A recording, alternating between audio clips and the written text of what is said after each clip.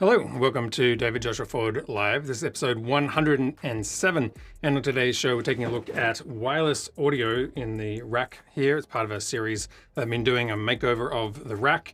And so we're going to take a look at the receivers, and then we'll also take a look at the sort of antenna system that I'm building into that, and also some field receivers to make use of some of the transmitters that you have to buy as you go along the way.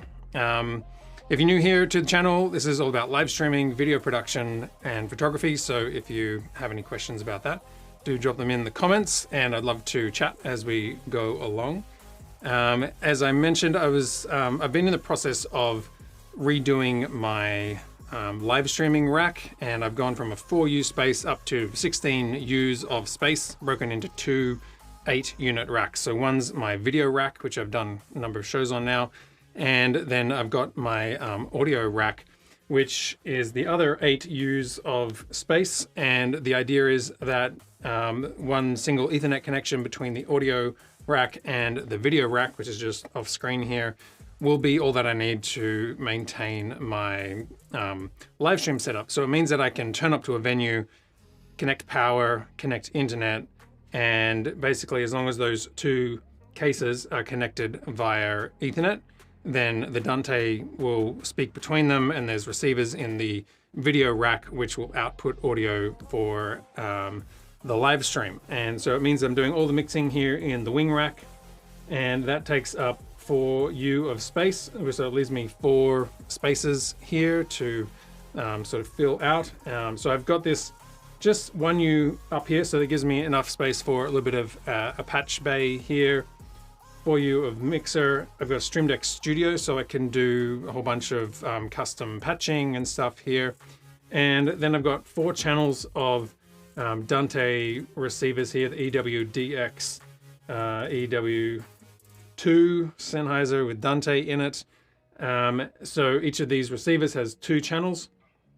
And then I've got an active antenna splitter because I've got 2 channels or 2 units here, and then I've got an in-ear monitor here, just one of them, just in case talent needs it, or for my live streams that I'm going to do each week. It's going to give me some in-ear monitoring. So I just wanted to try that. It's not quite. There's a bit of a difference. Like the EWDX is probably the mid to high range of Sennheiser's audio, whereas the XSW in-ear monitor is probably more the entry level, but it's also cheaper. I think I got it for about $500, and I just ideally wanted to get something that would have networking in it, but it doesn't. So I'm just sort of going to stick with the 1 unit for now, and then if there's a digital unit that comes out, I might look into that. All right, so let's kick off, and we're going to take a look at the first aspect of this, which is 2-channel Dante receivers. I've got 2 of them, and so that gives me 4 channels of wireless audio in this rack. And then on the back of these are the antennas. It's not in place yet here. I just wanted a certain amount of audio so I can turn up to a venue and run a sort of small panel without having to sort of add anything into this rack. And also leaves the space for, I could put in another 4 channels and have 8 channels at some point down the line. I could fit that into this rack, so there is some room to move. Let's take a look over on the website here. And there's also a link in the chat in terms of what we are looking at. This is the unit, which is a half U space. So I've got 2 of them to make a 1U full length width. And on the back end, we've got an antenna A and B. We've got 12 watts of audio into this unit, because there's 2 units in here, so they run on sort of 6 watts each. We've got the balanced audio out. We've got an unbalanced jack out here. And then there's a PoE input. So this unit can receive audio in via PoE, or it can be powered via the DC power here, which is how I'm actually going to do it. And often you could have received power through the RF input from the antenna splitter, but these models don't have it. I think it's because the antenna power doesn't deliver enough to power the 2 units in this. So your power options really are the DC in or the PoE. I was going to do PoE, but in my rack, I think I'm going to end up just using a 12-volt circuit because it means that I can combine it into a circuit that I can switch off, whereas it'd be harder to switch off a PoE switch because I want to keep the switch active for other networking things. So that's probably the route I'm going to go here. And then there's 2 Dante ports if you want to either keep your Dante network separately and also for a backup, or you could just run all of your networking and Dante through the one port, which would probably be my first sort of port of call there. Running at about $1,400 for that.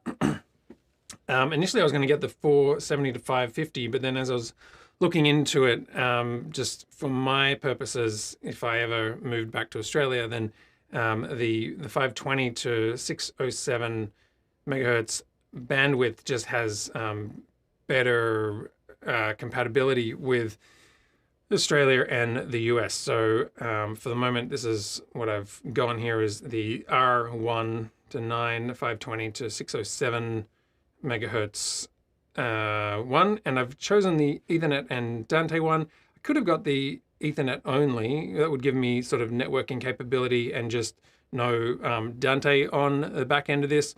But I just kind of, I feel like I'm investing in Dante as a sort of back end infrastructure, and so I figured I'd pay the couple of extra $100, which is, I mean, it's a fair bit more. That's like $1,100 versus $1,400. So, you know, you're paying another $300, $600 for 2 of these receivers to have Dante.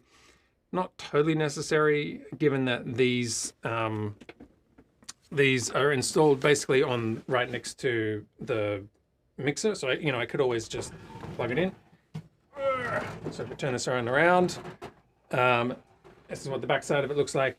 So, I could just do a little patch cable and keep things simple there, but I just figured, I'm going Dante, so go the whole hog. It also means that you could, if I ever wanted to, I could take these units out and sort of make more breakout boxes, so if you've got conferences or whatever where you need audio in different rooms, it just gives me a bit more flexibility there, and you could, connect via Dante back to the box there. So it's just keeping things flexible and trying to sort of future-proof it in as we sort of look ahead. They do sell these receivers as a 1U with 4 units in it, which is actually more expensive. I'll just take a little look at that to compare that. So instead of 2 audio channels, you can get this 4 audio channels. They don't really show the top-down view of this, but it's actually quite wide, or it's deep, I should say. So if you want to get the 4 rack one, it's actually more expensive, right? So you've got, you can get 2 channels for $1,400, so it'd be $2,800 for 4 channels of this single unit here. Or if you get the 4-channel one, it's $3,300. So it's another $500 for the same channel count in a larger form factor. I don't know if this is, that's not going to show me anything fun, but these are quite deep. If I go to the specs here, down here, a lot of this is about trying to fit in physical space. It's not showing me here. I can't remember the exact depth. This is the box dimensions here, which is, you see 17 deep here. I think it's about 14 or 15 inches deep for the 1U. And so the reason I didn't go that route is it would have actually projected out of the box by probably 3 inches, because I've got this shallow rack here, which is 11.5 inches rail to rail. So the 4-unit one would have been too deep for the box, hence why I went with the 2x2 units, which are much shallower. So, probably talking, that much depth. I guess you're probably paying more in the 4-channel one because it has the antenna in it, and it's, if you're doing multiple racks, so if you're stacking like 16 channels of audio across 4 1U racks, there's an antenna what do you call it, relay that you can just, it's very easy to patch it along the back. So for larger installations, or if you wanted to get a rack with more depth, then you could go that route, but I'm trying to keep things sort of small and portable, and so that's why I went for that that side of things with the rack. But that does mean that I need an antenna splitter. So let's bring this to part 2, which is taking a look at the active antenna splitter. So I could have just put, you know, the antenna farm thing either down the front or the back, but I wanted to keep the number of antennas more simplified, and also because if I was only in the studio with this, then I would always kind of have an idea of what space and interference that I'm going to be working with. But my jobs could be anywhere around, usually around New York City, which has a ton of interference. You know, you do a job at Times Square, just so much interference going on there. And so that's where I wanted to control the antennas a bit. So I've got an active antenna splitter in here, which you can see up the back here. I've sort of tucked the cables up in here so it's nice and clean. And then this guy I haven't actually put on yet, but this is just a 1U with 16 D holes here, and I've got it'll sort of go like that. I was just trying to get these as high as I could to the back of the rack. So we've got the receivers, and then this is the in-ear monitor transmitter that's going to sit at the back there. But the idea with this patch panel is that I can actually quite easily just come along and detach it and connect it to a larger antenna. I'll just put this one back on for now to keep track of it. But these will, I can just go like that, and these will fit in the box when I put the lid on it. So it means I don't, you know, if I'm in a small space, I may not need the external antennas. But there's some places where I would need that. Let's go first to looking at the actual antenna and what it is. So on the front side of this rack, it's just this blank box here. Not very fun. It's got a, actually it's not powered on, so none of this is lit up. Basically you press the power on, hold it to power it off. And with the older sort of G4 receivers, you could actually power the receivers off the antenna, which kind of made it very easy to have one sort of 60 watt going into the antenna, and then you could just, your antennas that are coming out at the back would also do the powering of the units, because they were more like 6 watts for a single receiver. But because these are 12 watts, because it's got 2 receivers per thing, it can't do it that way. And that was what I was talking before about the PoE, or the actual just like DC voltage in. So this is where that lives for now. Like I was saying, if I wanted to expand this out, I'd probably put this on the back end just so it's kind of out of the way, and put the more receivers in there. Let's jump back over to our computer here, and this is what we're looking at here, the EWD ASA. There's also a link in the chat if you want to take a look at that. And this is the antenna splitter here. You can also buy them in bundles with rack mounts and all that kind of stuff, or you could buy 2 of them if you're trying to do 8 outputs, but I've just got one with 4 outputs.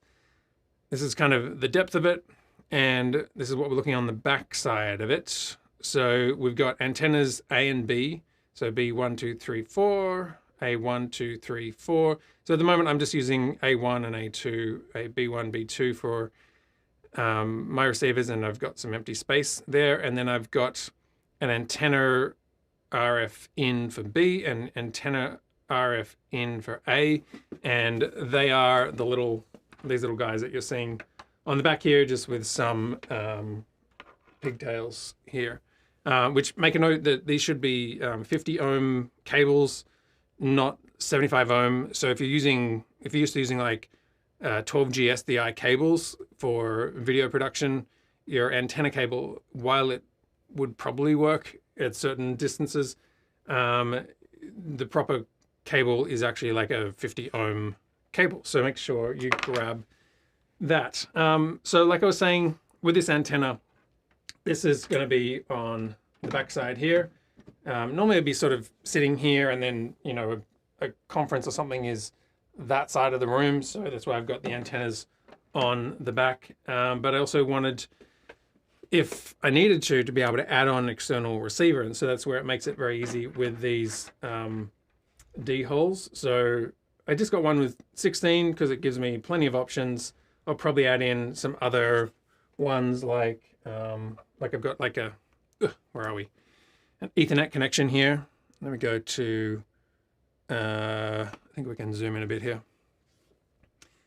This is an Ethernet one. You can probably go in tighter. Let me see how tight in we're going. All right, so this Ethernet one, for example, I would probably also add into that just in case I needed somewhere to put the Wi-Fi somewhere else. So at the moment I've got like Unify Wi-Fi, which is in the main rack. But if I'm in a large venue and I want to sort of spread out, then I could have another Wi-Fi node or like access point that is sort of closer to this you know, space here if I wanted to, if it's not interfering with it. And so it just sort of gives me a bit of input and output. And these things just slot in there. So they're super easy to put a whole bunch of different things in terms of, you know, data or HDMI, SDI, antennas. Just kind of means you can customize it how you want, which makes it really nice. So if I turned up to a venue and I felt like there was a ton of RF interference, or I just really wanted to be more sure that I'm not going to get any interruptions, that's where I would take these off, and then I'd use, haven't even opened it yet. This is like a 50 ohm data cable, BNC to BNC, go up here. You know, 25 foot, something that would just give me, you know, to be able to place it somewhere where I'm going to get line of sight and know, you know, sort of up higher away from bodies and stuff like that. So I'd be able to connect that in, oh, wrong button. Sorry, that's the old rack. Let me go here. So connect it into here, and then the other side of that would be this box, which is the 80p UHF passive directional antenna. Is that right? Frequency range 470 to 1075 megahertz. So this is basically going to do all of the frequency that you would need. Same thing with the antenna here is going to handle that. So even though these receivers are only, you know, 520 to 607 or whatever it is, the 470 version of these could also work on the same antenna. You don't need a different antenna type to make it work. So it looks like this, which is, you've probably seen these paddles around. If I can get this out. Throw this one away. So this just enables to sort of amplify picking up what is in the direction of the antenna. So it'd be facing that towards the stage. And it's just sort of rejecting some of the interference that might be happening backstage or from the side.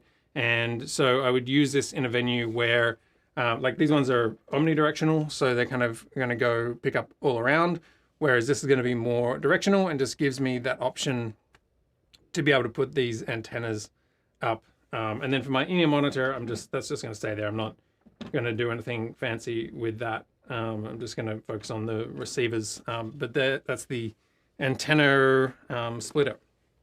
Sorry, the passive antenna. I think that's what I'm saying. Let me just take a drink here.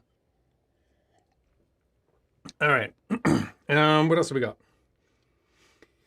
So that is the receiver side of the rack, and I'll just show you. I'm trying to think if we do unboxing. That's probably not. That's a bit boring. Let's skip the unboxing.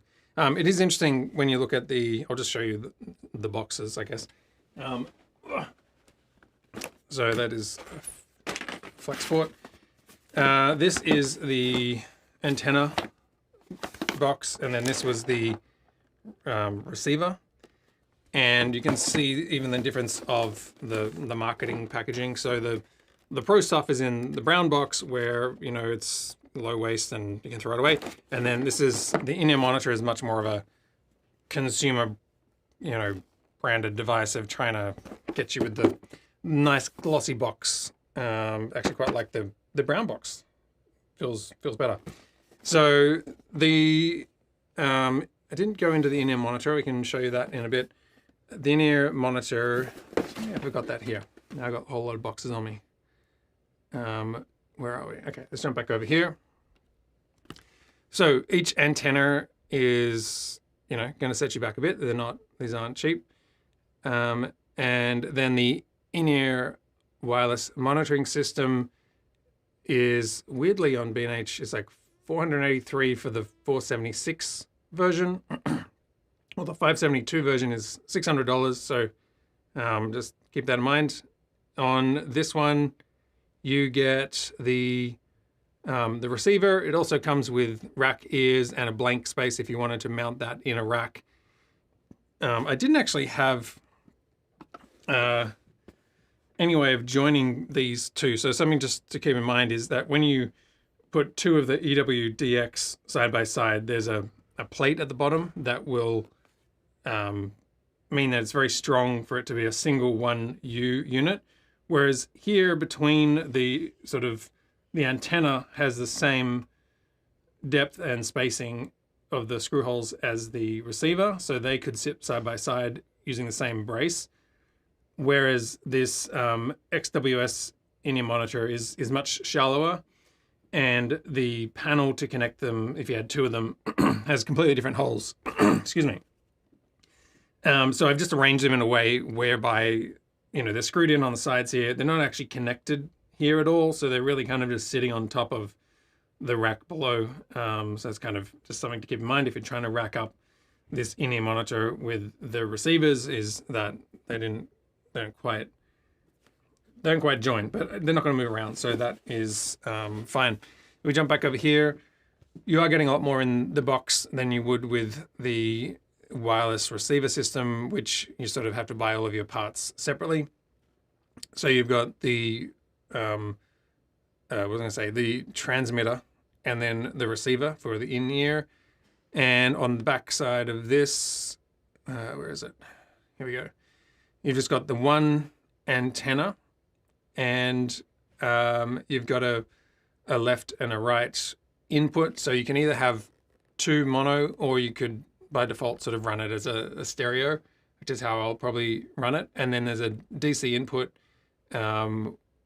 By the way, these pins aren't actually 2.1 millimeter barrels. I've found they're actually much smaller, which may not be a problem, but it is a problem if you're trying to do a splitter cable of it, just as an aside. This is the receiver. It's got a, when you turn it on, sorry, when you like raise the volume, it'll click on and power up.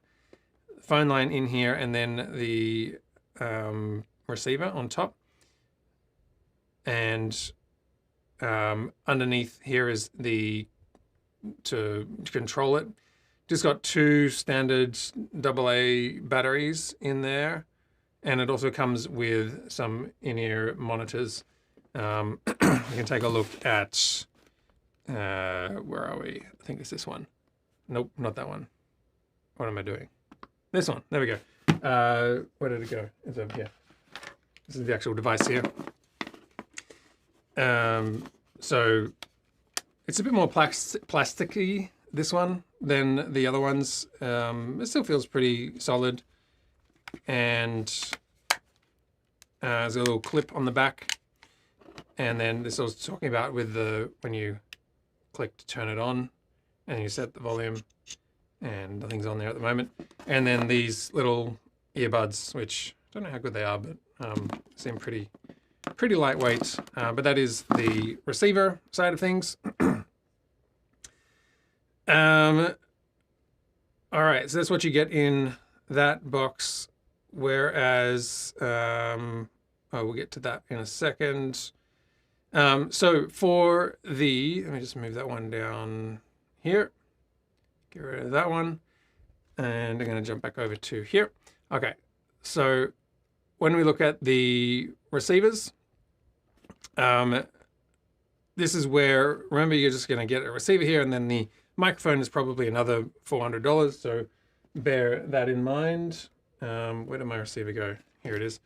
So this is got, again, AA batteries you can put in here, but I've actually got rechargeable ones there.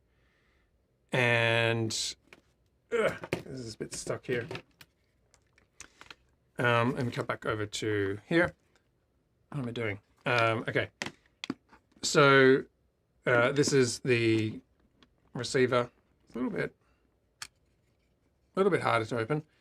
I've just got some AA's in here, but I do have rechargeable batteries that I'm going to be using instead, because on the back has pins that we can put into charging blocks. And the e-ink is really nice. So this unit is off at the moment, but it permanently will show you the name of the unit and the frequency that it's set to. So if I hold that down to power it on, then it'll show you, the name of it and the frequency, and then it should go with the light off eventually at some point. It will turn off. And the other reason, I've just had Sennheiser for a long time, so there's some benefits to that of like using the same microphone. So this is a microphone from my G4s, the MK2, I think it is, which is the barrel locking connector here. You got a mute switch and a sync on top. It's a nice kind of, there we go, this ink is turned off. So the LED backlight is turned off, but you can still, in a pinch, read the name of the unit. And I haven't set it up yet, but one of the good things about this sort of EWX line of things is you can actually do, I think, the setup and monitoring from over the network. And so there's a lot more sort of connection that you can do using a computer rather than having to go to each unit and sync it. This is, for my comparison, if I can find G4. Older unit, it's like slightly bigger. If you look, they're basically the same size. It looks a little bit bigger. I think because the G4 has got a few more curves on it. I actually quite like, this one just looks cleaner and sleeker to me. So I like the look of the new one better. And yeah, that's sort of the comparison of the units. These ones are super easy to open. And these ones, not hard to open, but I feel like it's a bit more of a, actually, okay, it is a bit harder. A bit more of a pinch with these little plastic things here. And then you got your little buttons here. So that's the unit. And then I was saying, like, I'm using an older microphone here. And let's jump back to the description. So each unit is going to set you back like $469, and or else you've got the wireless handheld transmitter, which is actually just the transmitter. It's not actually the piece on top. Where are we? I don't have that pulled up here. Do I have it here? No. But it looks like this one. So again, here's an example of, I think this is this on? This might actually be on. Yeah, it is on. You got the e-ink display here, and I actually got two of these, one with a microphone switch and one without a microphone switch, just because I kind of like having the option. I think if I'm using the microphone, I quite like being able to turn it off, or voice of God type stuff, or just walk around a venue and then be able to switch it off. But if it's an audience mic, or you sort of giving that to someone on panel, I've got another one of these which is doesn't have the mic switch on it, just so that they can't turn it off, and I just know that I'm never going to be running up to stage and trying to like switch on the mute switch. Something I was thinking about long and hard. I was like, do I want one or the other? And then I decided to get both so that I have the options. But that is the receiver. And let me have a look here. And what else can we pull up? Okay, so gonna come back to here. So that was the in-ear monitoring set that I was showing you. Oop. And then the Dante receiver is in this box. So it's kind of the types of things that it comes with. I'm just gonna get rid of this box as well. And here's the MKE2. So, you know, this is like $400, which I shouldn't leave sitting on the floor. You know, so you can get a wireless pack, and a microphone is going to set you back like $1,000. So they're not cheap pieces of gear, but they are, you know, I don't know, 10-year investment. There's something that's, like audio gear is something that I'm still using audio gear from like a decade ago. So it's something where it will last the test of time. And I also wanted to, given that I was sort of getting these transmitters in terms of the handheld mic and the body pack, and sort of making the upgrade from the G4 more analog system to a digital system, I still do a lot of just like field work. So that's where I'll just jump into part 3, and I just wanted to take a look at portable field receivers. So I've got the EWDP EK receiver, which is this one, which I was charging over here. I think I've got that. Blocked frequency. Maybe that'll reset. So this little guy is, you know, much smaller than these racks. It doesn't have the same sort of, you know, networking functionality that is in my live streaming rack, but these are also cheaper, much cheaper. They're like $350. And this just sort of gives the ability to receive this on a camera. Really neat little unit. It's magnetic, so you can kind of pull it apart or stack it on top of each other if you want 2 channels here. And I got this one because I wanted to be able to, the body packs, like these ones, and the handheld microphones for, you know, field jobs that I do where I'm not taking like a live streaming kit. It just means that I can use the same microphone with the receiver. And, you know, down the line, it could also be, in a pinch, an additional audio input for the live streaming rack. So if I'm doing a job where I need more than 4 channels of wireless, I could use these guys and just plug them in via the XLR audio output. So that is something to bear in mind. I'll just give you a little look at this one. Where are we? Down here. It's pretty cute. Let me just zoom in. And if we can focus up here. So, come on, Canon, you can do it. There we go. It's almost getting there. So we've got a display on the front. The back side of this actually has, I don't know where I put it. I think it's packed away. A sort of a magnetic body, so you can just stack that onto the magnetic receiver, and then you can stack another receiver on top of this and have 2 channels in a very small footprint. So that's kind of neat. And then on the side here, you can either power it via USB power, or you got headphone or the mic output. And then you got your little antennas that you can make nice and stiff, so they will stay where you put them. And that's basically about it. Oh, and then there's the little battery is on here. So if you push that and then pop that, then that's where you're going to have this rechargeable battery that you can put in here. So what was neat about this too is, I just pop this back in and close this one up. It's nice that if I need to, I can take the battery out and put it in. You know, if I've got like a long day's shoot, I think this also accepts AA's. But also, so many things are powered off USB these days. So I was just able to get a USB connection. Let me just try and find that. Oop. There we go. And you can see it says 100% battery here. I was just charging it before we were going live on the show. So I can also either power it off USB or I can recharge it. So that's just a nice way to, after a shoot, come home. I've got a USB-C charging bay for a whole lot of things now, V-mount batteries, all that kind of stuff. So I can chuck it on that and have that charged.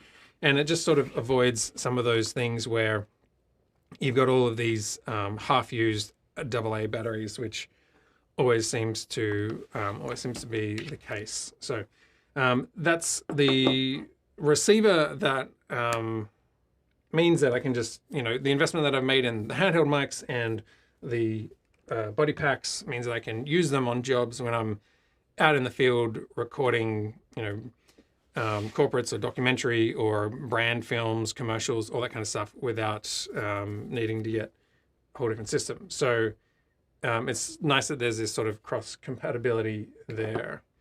What have we got over here? Get rid of that one.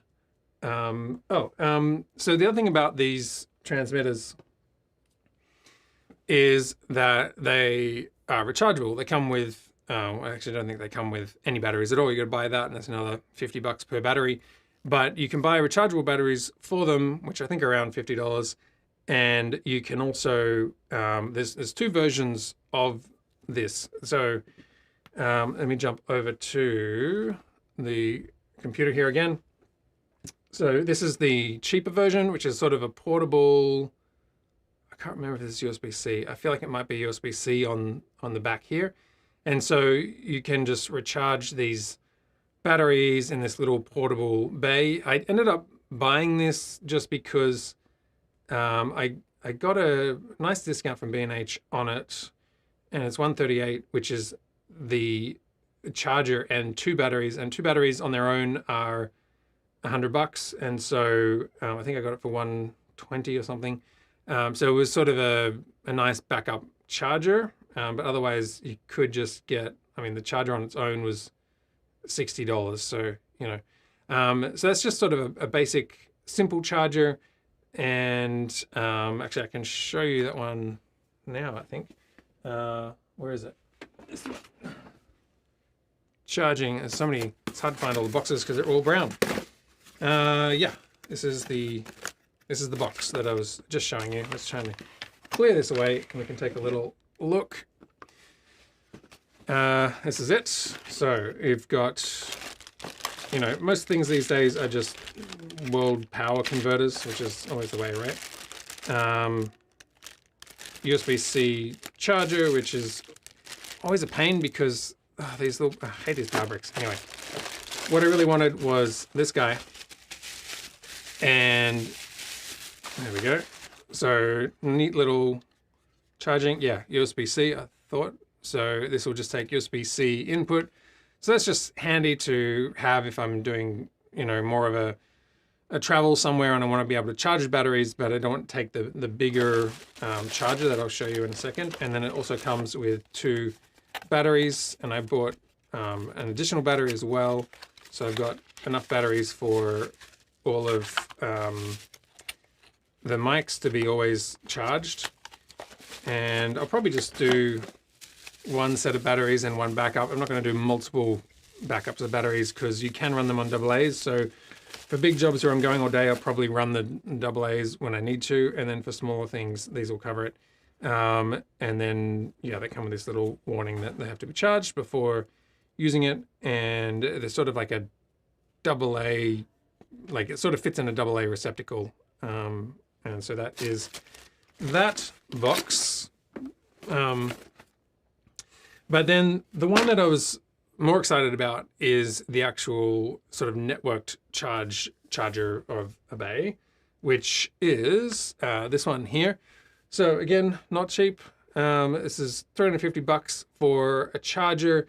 There are multiple ones out there. So I think there used to be a 70N, and now there's a 70NC, and the C stands for Cascade. I wish they had better marketing pictures here because it's hard to see, but so the C70N, N is for networked, and so if you do pick up one of those, it will mean that you can, you have the PoE charging and you have network capability to see where your battery is at.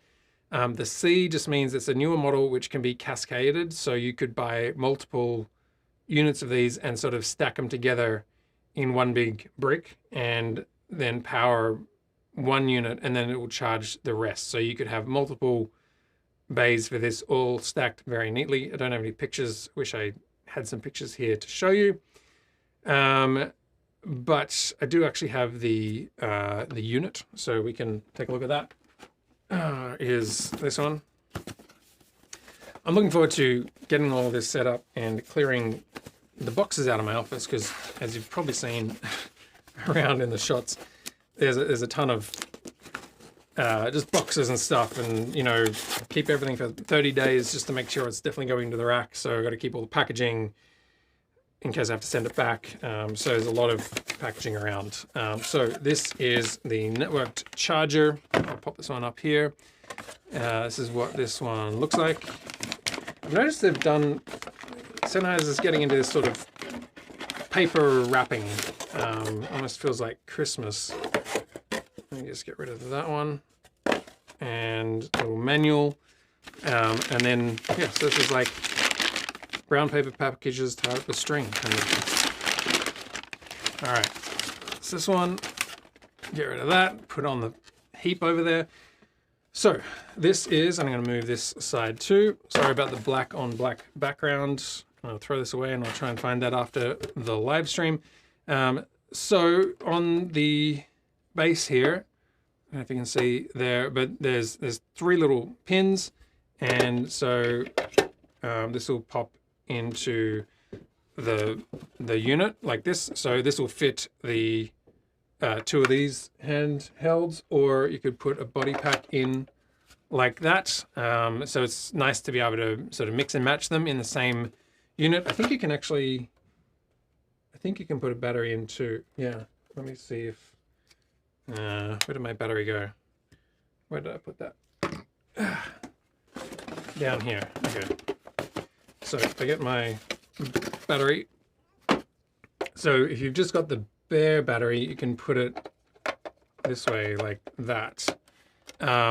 So neat to be able to charge 3 different ways between the raw battery, if you've just got the battery itself, maybe charging a spare, the handheld one sticking up like that, or the, which one did that go? Here, the body pack, which will sit in here, and it's got the pins on the back that are making the contact there. All right, so that's a neat little charging unit. And then it's got this little lip here, which would click into the next one, I think. How's that go? Where's those connectors? I don't know if they get bolted together. There's a bunch of pins on the background. Oh, I think this would be it. I'm just guessing here. It looks like there's some pins here, and there's this sort of plate. I'm guessing that you would unscrew this. This is just off the top of my head, could be wrong. I'm guessing you unscrew this, and then you would turn this to the next unit. So you would, on the next unit, it's got this little lip here, which would slot into this side of the unit, and then the power would be bridged via this little piece of plastic here. So, and then once you've done that, that would be essentially locked. So I don't have 2 units to do, you know, you'd have 2, 3, 4, 5, how many units that you have to cascade it. So it's this 70NC is the cascading part of that. But I'm just sticking with this one for now. I think that'll be nice. I'm looking forward to having this on my live stream rack. So, you know, eventually what I'm going to have is these boxes will be stacked. So I'll have my video rack, and then this audio rack will be on top, and then antennas, and then this guy will sit on top of that, so I can have sort of easy access to things that are always charged, which sort of brings us to an interesting point about PoE, and I'm still trying to figure out what sort of PoE switch to put in, because this unit here actually does accept a PoE input. So you've got, what have you got, 12 volt, 5 amp in terms of the barrel input, and then so you've got 60 watts that you can sort of cascade across to the other network chargers if you have them. What do we got here? Power consumption 12 volts 1 amp, and then cascading power is 12 volts maximum 4 amps. Okay, so you're going to have what's that, 48 watts of sort of throughput there. But it can accept PoE, and so what's neat about this is I can, rather than having to plug in another 12 volt circuit, I can just connect this to the PoE switch, so it's charged off PoE, and also through the network and the app I can see remotely where the charge is up to and just sort of manage that. So you can imagine, like, if you're on a larger venue with like a lot more random things to manage, like each of these is, you got to think about, is this charged or whatever. Then you can have it in the rack, and you can see in the charging bay, and you can see what's charged and what's not, and it just sort of manage it that way. So that sort of brings me to the PoE side of things. And like I said, I'm still thinking through it. So on the, let me see if I can just go across here. So this is the video rack, which I said was just off screen. And I'll sort of show you where this is up to in next week's video, but I've started getting all my power management is done now, I think. It's just like I was trying to get a lot of AC powers connectors on the bottom that were right angled so that I could fit certain things in. And next thing I have to do is get my new router in, so which is over here. So I previously had like a Dream router, which is more of the, eggshell shaped router, but this will fit within a 1U space. It's not really rack mountable, but I'll just sort of attach it to a rack shelf. And this is giving me, most of the network is 2.5G output in the switch here. And then I've also got sort of effectively 3 10G outputs in the switches here. And so that means, I'll zoom in a bit here. What I'm actually going to do is run so I got, where are we? Power input. I'm going to run the Mac Mini, the network cloud pod, and what's that going to be? My main out. And then a 10G output to another 10G switch, which is where the workstations will be attached to a 10G switch. So that's the sort of 10G network coming out of this for faster file copying and that kind of stuff.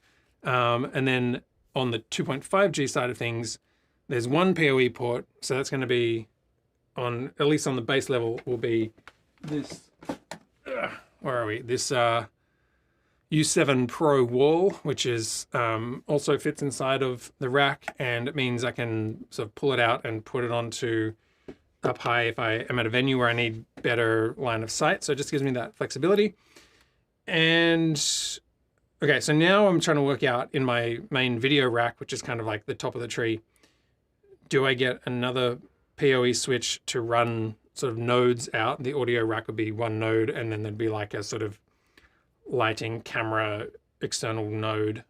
I'm going to put like a node up in the lighting rig just to kind of get some of the cabling and stuff that's down here. Like I've got like a DMX output and some of the camera control and all that kind of stuff. I just want to get that up in the ceiling to sort of clear the floor space here. But this is going to be the router that goes into, like, in the main video rack.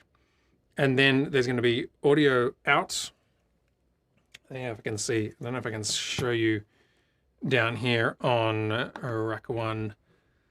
All right, so I've got a patch bay down here. So there's going to be an actual Ethernet output here. And then it's going to come over to rack 2. And going to be on the back side of this.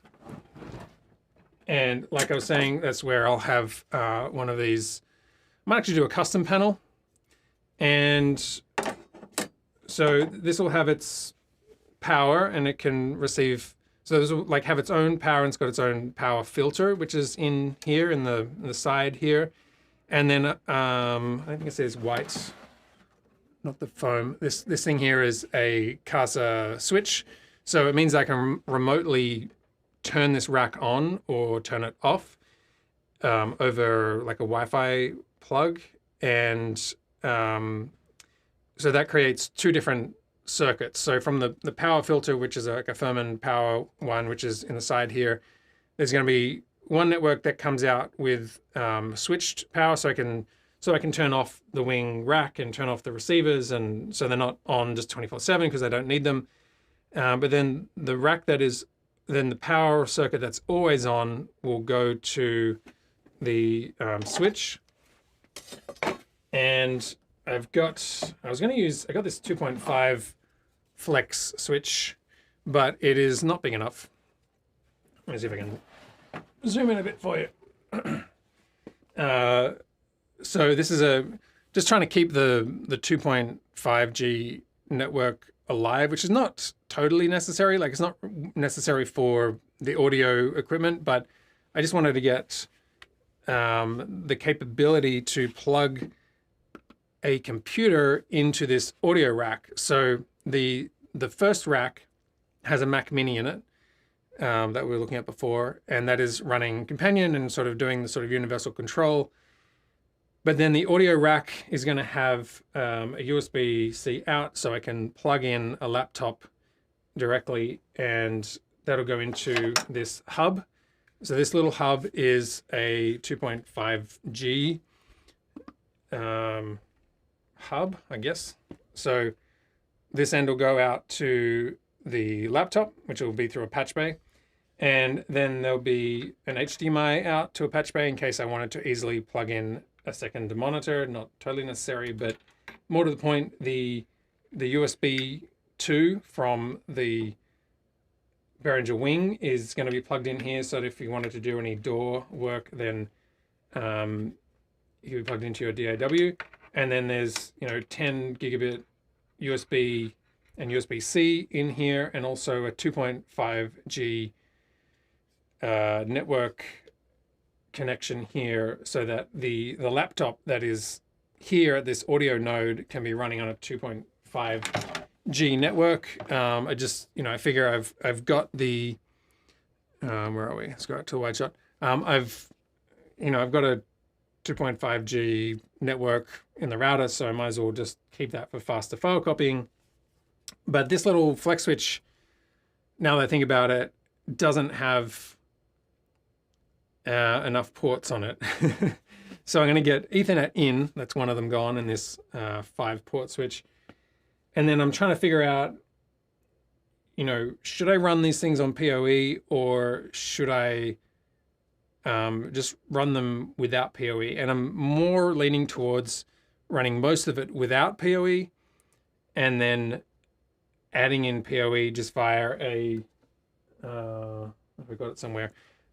Just via an injector if I need it, because I've basically got, like, maybe I want to put Wi-Fi on here, which would need a PoE injector.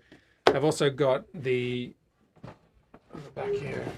Oh, before we turn around, so I've got the 2 Dante receivers. Obviously need a network connection here. I've got a Stream Deck Studio on the back here, which needs a network connection, and it can be powered off PoE, but I do want to be able to differentiate between parts of the rack. So this is always going to say plugged into power, and there's going to be some parts of the rack that always have power and then other parts that switch off. So for example, I always want I'll have a USB-C charger connected into that USB-C hub going to a laptop, so that if a laptop is connected to this, it's always getting charged. And what else is the USB-C going to? There's something else. Probably the switch itself would be always powered on. But then I'll probably, to the Stream Deck Studio, rather than sending it PoE, I can send it USB-C power, so just be off the circuit that gets switched off. Means that the Stream Deck Studio will power off when we're done with the job, whereas PoE would otherwise be always it would be always on. I just don't want it on all the time because it's not necessary. And same thing with the Dante receivers, even though these have PoE in, it means it's just harder for me to turn off a PoE. I'd have to sort of turn off the whole PoE switch, whereas I want the switch on for other applications like, you know, keeping the computer alive. So that's some of the things that I'm trying to work through here in terms of just how to power manage what gets switched and what does not get switched. And then I'll use this patch bay at the front to bring out the computer, like USB-C connection, an HDMI out if I wanted to plug in another monitor, some USB-C power to power that monitor, and potentially some, maybe some USB, yeah, probably some more like USB ports that will be connected to that hub, so that from the laptop that's connected into this audio rack has a bunch of like sort of auxiliary hub connections there. So that's kind of an overview of where I'm thinking with PoE power and some of the things that I've still got to do. Also a note that the 60 watt antenna, for some reason, if you do end up getting this, so the antenna comes with a 60 watts switching power supply, which I would thought would be a 2.5 millimeter barrel to a 2.1 millimeter interior, but it is smaller than that. It's, I don't know what it's like, 1.7 or 1.35 or something like that. So it means it doesn't fit into my adapters for a 2.1 millimeter splitter. So I'm trying to figure out how to get, you know, I could just buy a whole nother switching power, but you know, I've got this one. So I think I'm going to actually chop the end of this off and put on my own, where did that go? Somewhere over here. Can't see it. Just my own adapter to power the receivers will be off this sort of 60 watt switching power. So that's the power sides of things. Alrighty. Looking good. All right, well, that is all. I think that's everything. Let me just see if we've got, yeah, we are done. All right, well, that's all we have on today's show, taking a look at Dante audio receivers into the audio rack side of this component. If you want to go to davidjoshuaford.com, that's where you're going to find more on my live stream automation. And you will see in the coming months more to do with Companion and the Wing. There is a new module for the Wing rack that is coming to Companion, so I'm looking forward to integrating that into a Stream Deck, so that the whole sort of audio processing side of things can be built into my run of show here. If you have any other questions, drop them in the comments after the show. And until next week, take care, and I'll see you then.